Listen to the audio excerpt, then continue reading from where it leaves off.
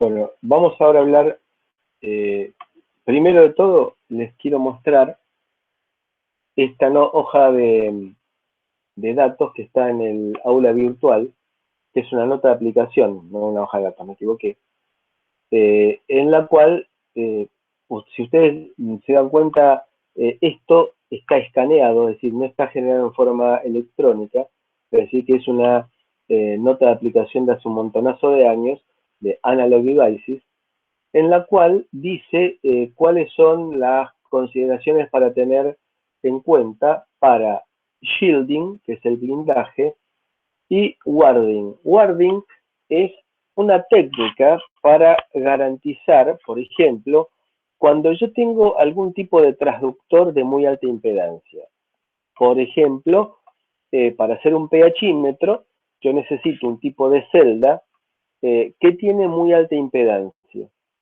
Entonces, para que el sistema de medición, es decir, nuestro sistema de medición, no interactúe con un transductor de muy alta impedancia, tengo que hacer toda una serie de análisis de configuraciones de mi circuito impreso que se llaman warding, es decir, armado de anillos de guarda, una técnica, un procedimiento para diseñar el impreso, los conectores, para no interactuar con un transductor que es muy específico y que tiene el inconveniente de tener muy alta impedancia de salida, ese transductor. Entonces, esta nota de aplicación se refiere a la parte de blindaje y de guarda, y da todas las técnicas recomendadas para usar coaxiles especiales para el caso que sea necesario, y que nosotros ahora lo que pretendemos es también analizar, en este caso, el diseño del circuito impreso.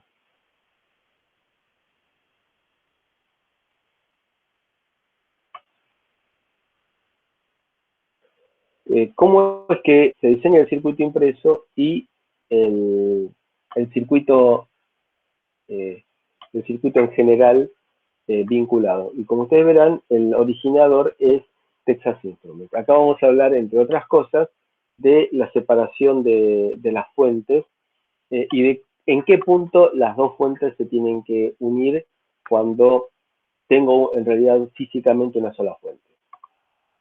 Entonces, esto es diseño del circuito impreso en la cadena de señal.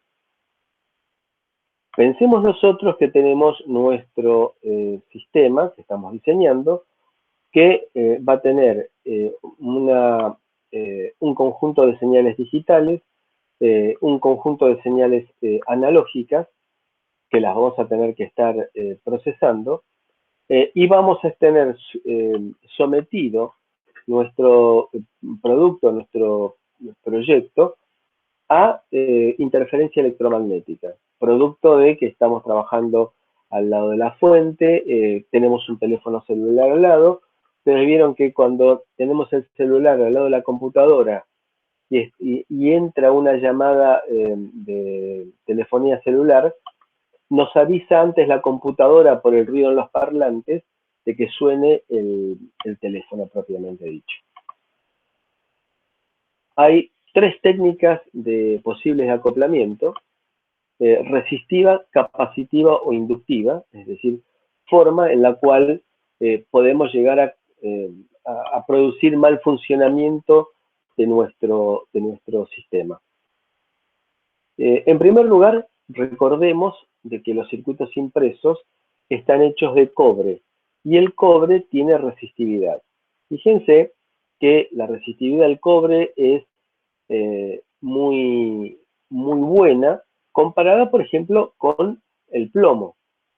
Con lo cual, como buena parte de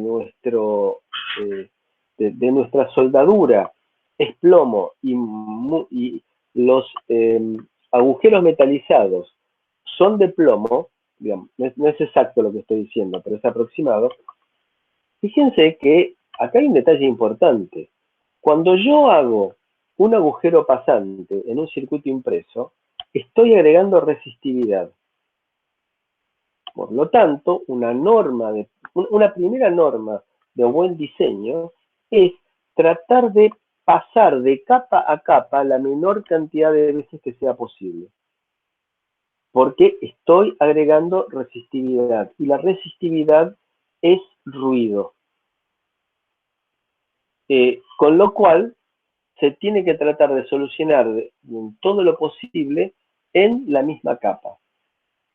Y pasar a la otra capa solamente cuando sea imprescindible. La plata, por supuesto, tiene una resistividad menor, pero el costo no justifica este 10% o 12% de diferencia en la resistividad entre uno y otro. Entonces, por lo tanto, esta es nuestra realidad, el cobre, que tiene una baja resistividad, pero que no es nula. Pensemos que nuestras trazas de circuito impreso van a estar constituidas por digamos, llamémoslo un cable de sección rectangular. Esto es lo que pretende representar una traza de circuito impreso, lo cual implica que al haber circulación de corriente va a haber caída de tensión. La resistividad entonces varía con la temperatura, con lo cual significa que si mi circuito impreso va a estar trabajando en un ambiente hostil en el cual varía la temperatura, voy a tener que tener en cuenta la resistividad en la peor condición, es decir, a la mayor temperatura. Y tendré que hacer el diseño de la traza de circuito impreso según estas condiciones. Es decir, si yo digo que la resistencia de este tramo, porque circula una corriente importante, tiene que ser de tantos miliohm, la resistencia de ese tramo del circuito impreso la voy a tener que calcular para la mayor temperatura a la cual vaya a trabajar. Entonces, lo único que me va a quedar fijo, a pesar que tengo, de acuerdo con, puedo llegar a tener mayor espesor de cobre en mi circuito impreso, el estándar ya está prefijado, con lo cual significa que tendré que pensar entonces en el ancho de la traza para minimizar la resistividad. Que como esta altura ya está fijada, tengo que pensar para poder trabajar la resistividad, cambiar el ancho de la traza.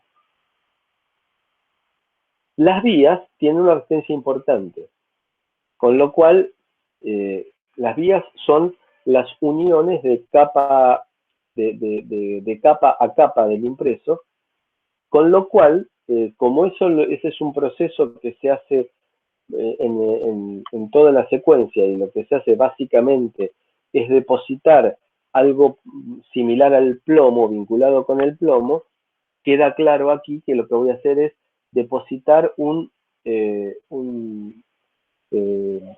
anillo cilíndrico de plomo, y con lo cual tendré que calcular la resistividad de ese anillo cilíndrico, y fíjense que puede ser bastante importante. Estamos hablando de 2,4 miliohm, y por esa razón tengo que minimizar, si estoy trabajando con trazas que manejen corriente, es decir, que estemos hablando del orden de los miliamperes que están circulando ahí.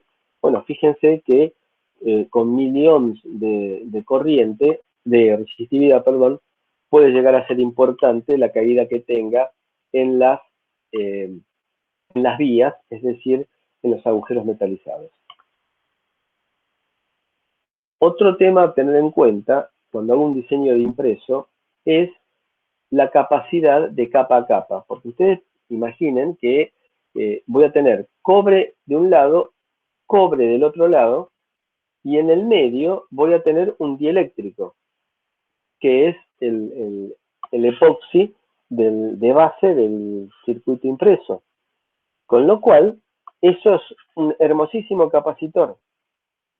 Entonces, tengo que tener en cuenta, quiero hacer un capacitor para, por ejemplo, un capacitor para eliminar componentes de alta frecuencia, bueno, tengo que pensar en la superficie que yo quiero poner en las placas de ese capacitor.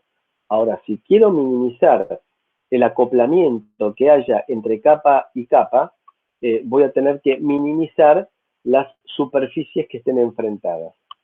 Para lo cual, tendré que hacer, por ejemplo, una traza en un sentido y una traza en el otro sentido, de manera que solamente la superficie que esté realmente actuando como capacitor sea muy, muy pequeña. Esta pequeña área, si yo tengo una traza horizontal en una capa y una traza vertical en la otra. Tengo inductores producidos porque justamente son conductores por los cuales circula corriente, es decir, que circula corriente por esta traza, me va a afectar generando una corriente inducida en esta otra. Así que va a actuar como si fuera un transformador, una espira de transformador. Por supuesto que tengo que el efecto puede ser mínimo, pero no cuando tengo corrientes intensas o frecuencias altas.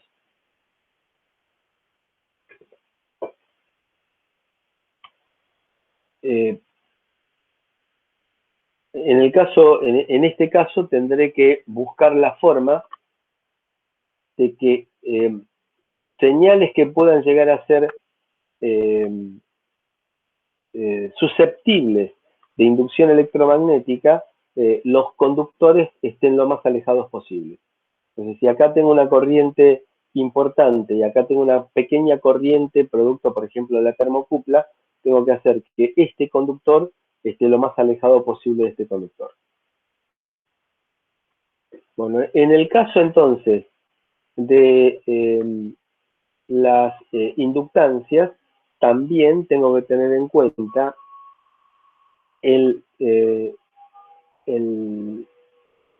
la espira que estoy utilizando. Nuevamente, entonces, será el espesor del cobre es fijo y está fijado por el fabricante de la placa base, y tendré que trabajar con el ancho para buscar minimizar la inductancia en el caso que sea importante minimizar la inductancia. Entonces acá tenemos en milímetros y en pulgadas el ancho de la traza del impreso y la inductancia por centímetro que me genera. Entonces será, por ejemplo, para un ancho de 0,25 milímetros tendremos una inductancia de 9,7 nanohenry por centímetro. Y el efecto que produce de una capa a la otra capa es como si se tratara entonces de espiras de un transformador. Y acá me aparece la inductancia que se me genera. Entonces lo que me conviene en esos casos es utilizar planos de tierra. Cuando yo hago un impreso, tengo que elegir la cantidad de capas que voy a utilizar en mi impreso. Una capa es el más barato de todos, es decir, tengo que hacer todo en una sola capa, no tengo posibilidades de pasar a la capa inferior porque no existe, y tendré que hacer uniones por medio de puentes, es decir, por cablecitos que me unen cuando salto, por ejemplo, un cable que va, una traza que va en sentido perpendicular, lo tendré que hacer con cables o con alambrecitos.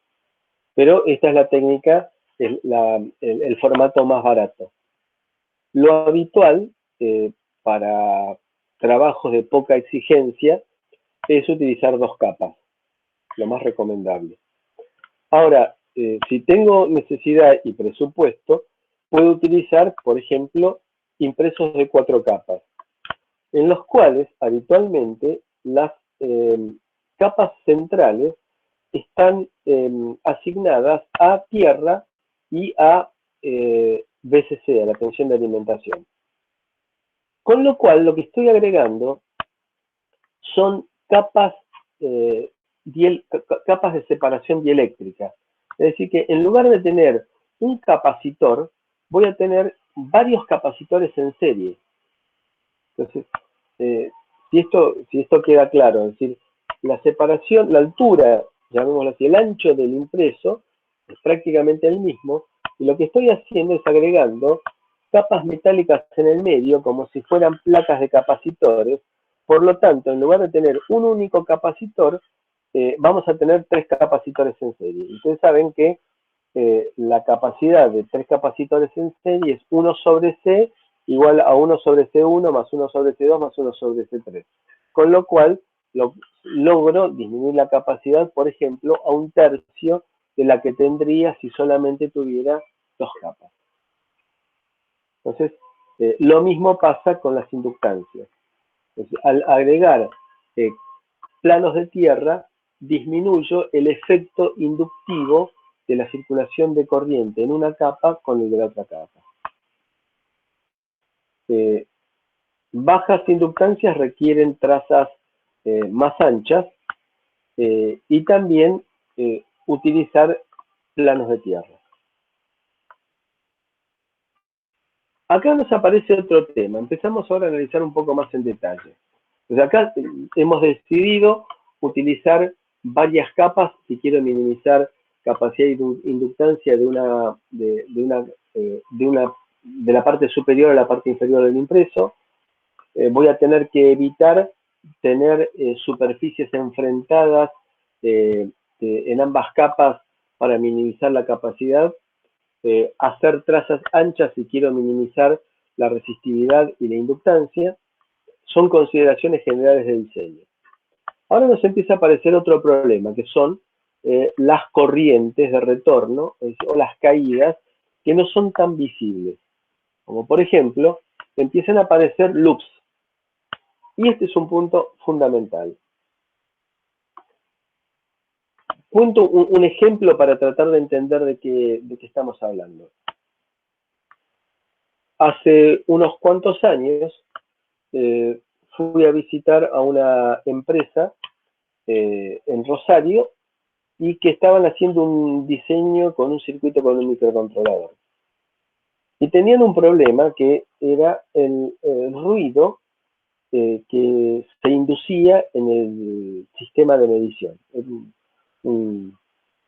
Una balanza y utilizaban como fuente de ruido un magiclick, es decir, los magiclick que se utilizan para la cocina.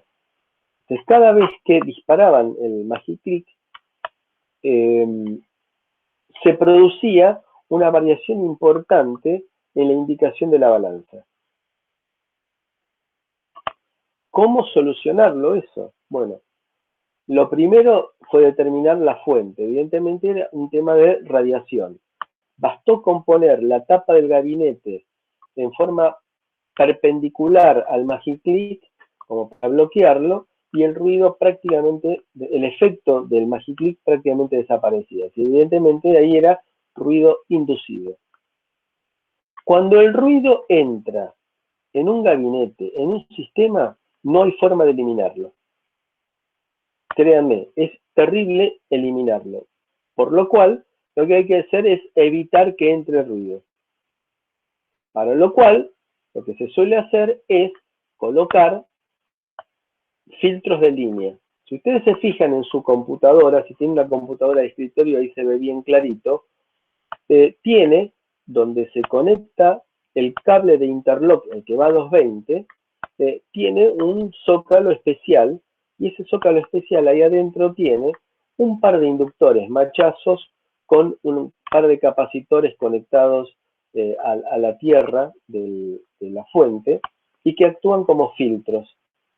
Entonces, es para evitar que el ruido que venga por la alimentación del conjunto ingrese al equipo.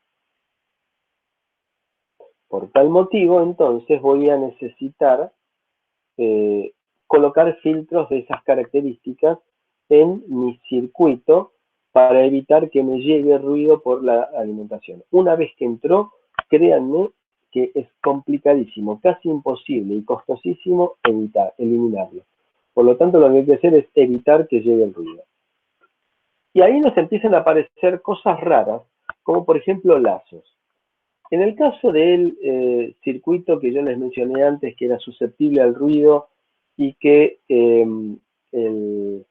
bastaba, digamos que bastaba con poner una placa metálica como barrera intermedia entre la fuente de ruido, que era el Magiclick, le mostré el diseño del impreso a un integrante de la cátedra para que me diera su opinión, que es experto en el diseño de impresos y entre otras cosas vive de eso, que cuando lo vio dijo simplemente que tenía que contener las náuseas. Porque y aquí viene también una consideración importante. Había un montón de espiras en corto. Por ejemplo, una espira en corto sería hacer todo un anillo alrededor del circuito, como lo vemos acá, esto que aparece en verde, supuestamente imagínense que fuera cobre, esto es una espira en corto. Entonces, una mosca que estornuda en la habitación de al lado me induce en esta espira en corto una corriente importante y que me empiece a inducir esa corriente importante en esta espira en cualquier conductor que haya adentro me empieza a inducir corriente. Entonces le di el diagnóstico a esta gente diciéndole, miren, lo vio un experto y dice que el impreso tiene problemas bastante serios, que hay varias espiras en corto. Y fíjense la respuesta, que es para tener en cuenta. Pero ¿cómo? Si yo estoy usando el Altium original, no trucho. La respuesta no tuvo nada que ver con la observación. Ahí fue no un problema de la herramienta, sino que fue un problema del diseñador. Entonces, uno tiene que, cuando diseña un impreso, tener en cuenta la existencia de loops ocultos. Y una fuente de loop oculto es habitualmente la tierra. Entonces yo acá tengo la alimentación de este operacional, que es con fuente partida, una alimentación positiva y una alimentación negativa. Y fíjense que acá se me producen un cierre de corrientes a través de la fuente y en este caso otro cierre de corriente a través de la carga. Aquí tenemos entonces un loop oculto, que es el que figura en azul a través de la carga, y otro loop oculto, que es el que figura en rojo a través de la fuente. Y acá tenemos otro loop oculto también, que es el que se da a través de la excitación del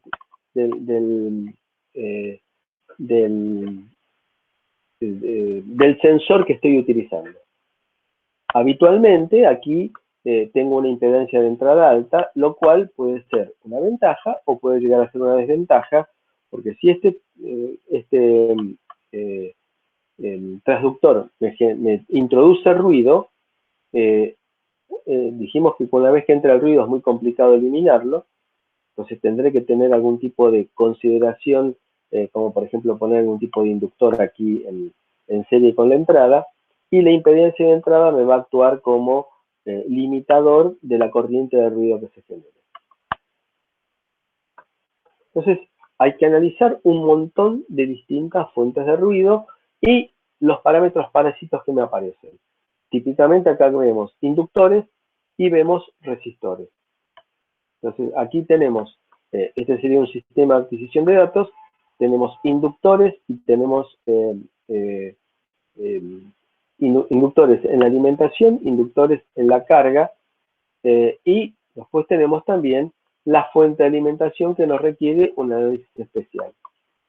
Porque esta fuente de alimentación va a tener que alimentar el conversor analógico digital y el operacional también. Y vamos a ver cómo hacerlo. Algunas reglas adecuadas para tener en cuenta. No nos conviene concentrar en un extremo de una cadena la toma a tierra, sino que nos conviene una configuración de este tipo en el cual se distribuyan las corrientes en forma más o menos pareja para llevar a tierra. Porque fíjense que en esta configuración, por este tramo, circula la corriente del dispositivo 2 y del dispositivo 3. Se recomienda tener un plano de tierra al cual conectar los componentes y no llevarlo con conductores separados. Y otra cosa importante, y esto se da en la mayor parte de los circuitos que tienen conversor analógico digital, o por ejemplo en el microcontrolador. Están las patitas vinculadas con la parte digital de un lado del integrado, y las vinculadas con la parte analógica del otro lado. Fíjense que acá tenemos, por ejemplo, en este conversor, las entradas analógicas, la tensión de referencia y la tierra analógica. De este otro lado tenemos las señales de inicio de conversión, de chip select, de clock, de bici y de entrada y salida de datos del otro lado. Y tenemos también la tierra digital. Entonces, lo que se suele hacer es salir de la fuente de alimentación única que tenemos con conductores separados de baja impedancia, uno que vaya a la parte analógica, para la tierra analógica, por ejemplo, y otro que vaya a la parte digital con sus correspondientes alimentaciones. Acá tenemos, por ejemplo, la tensión de alimentación digital, y acá tenemos la entrada de tensión de referencia analógica y la tensión de alimentación analógica. Entonces van por caminos separados. Entonces se unen en la tierra, se unen en la fuente de alimentación, y la otra alternativa es unirlas por ejemplo, debajo de este integrado, unir las dos tierras por medio de un inductor. Un inductor que puede ser, hoy en día se puede lograr fácilmente, un inductor para circuito impreso de este tipo en montaje superficial de 1 Henry. Entonces, 1 Henry ofrece una reactancia inductiva enorme para todo lo que sea ruido. Entonces, ahí unimos, aquí abajo de este componente que tiene parte analógica y parte digital, la tierra analógica con la tierra digital, metiéndole un lindo inductor de 1 Henry. Pero, insisto, de que hay que tener siempre separado el mundo analógico del mundo digital en el diseño del impreso. Y aquí entonces empiezan toda una serie de consideraciones, como por ejemplo los conectores, como por ejemplo los capacitores, como por ejemplo las fuentes de alimentación. Entonces, aquí lo que se muestra es que tenemos, por un lado, una parte analógica, por otro lado, una parte digital. Fíjense que está separado el plano de tierra claramente.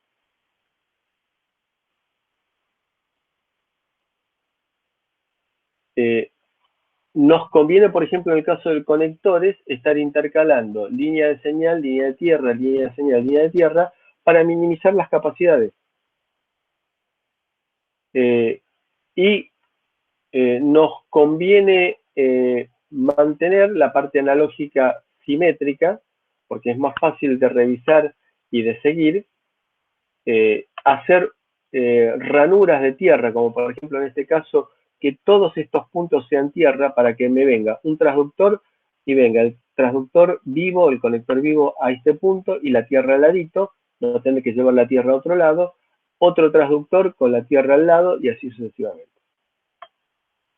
Entonces, tierra común en la alimentación, es decir, acá tengo la unión de la alimentación digital con la alimentación analógica en la fuente mediante una traza bastante importante, y que después se distribuyan por separado, pero el punto de baja impedancia lo tienen directamente sobre la fuente, bien pegadito a la entrada de alimentación. Hay que evitar de que haya superposición de parte digital con parte analógica. Fíjense por qué. Acá tenemos un plano, la parte digital, otro plano en la parte analógica. Acá estamos poniendo capacitores debido a que esto es un dieléctrico. Entonces, esto hay que evitarlo. Así es como se tiene que hacer. Parte analógica y parte analógica, y termina y no hay nada de superposición entre digital y analógico. Hay que colocar capacitores de desacople para eliminar las altas frecuencias, buscando simetría y buscando que el capacitor esté conectado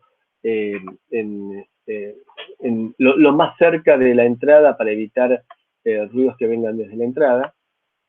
Y después buscar la distribución. Si tengo que utilizar la fuente de alimentación del equipo en la misma placa, que en algún caso se puede dar, ver cuál es, de acuerdo con el transformador que vaya a utilizar para la fuente de alimentación, ver cuál es el sentido óptimo de ese transformador.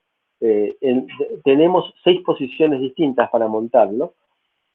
¿Cuál es el montaje óptimo para minimizar el campo electromagnético que vaya a inducir sobre el impreso? Entonces tengo que buscar esa optimización. Y siempre teniendo en cuenta y recordando que si tengo una fuente de switching, esa fuente de switching va a conmutar a alta frecuencia habitualmente y eso me va a generar entonces picos de corriente en los momentos de las transiciones. ¿Alguna pregunta?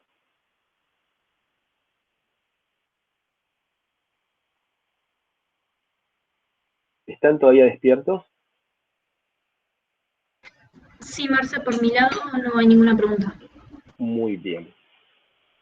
Bueno, entonces dejamos aquí. Hacemos